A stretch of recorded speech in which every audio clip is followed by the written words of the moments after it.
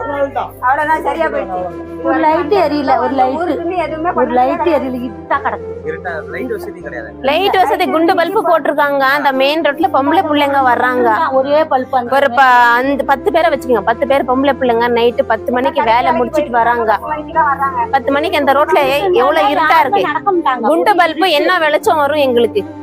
இந்த ரோட்டு வரைக்கும் அந்த ரோட்டை பாஸ் போற ரோட்டு வரைக்கும். உங்க வீட்டுல குண்டு பல்பு போட்டு பார்த்தா அதோட அருமை என்னன்னு தெரியும். அந்த குண்டு பல்பு வச்சு 10 பொம்பளை பிள்ளைங்க இங்க வர முடியுமா?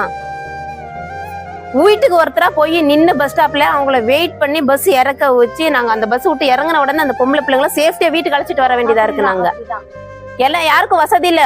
வண்டியில போறதுக்கோ, பைக்ல போறதுக்கோ, கார்ல போறதுக்கோ யாருக்கும் வசதி இல்லை. இந்த இடத்துல போய் நடையா போய் நாங்க போய் அங்க நின்று பொம்பளை பிள்ளைங்களை சேஃப்டியா அழைச்சிட்டு வரணும்.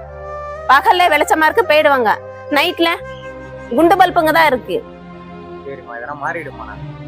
நாங்க பண்றோம், என்னென்ன சொல்லுங்க, நாங்க எல்லாமே பண்றோம். நீங்க பண்ணி கொடுக்கணும்.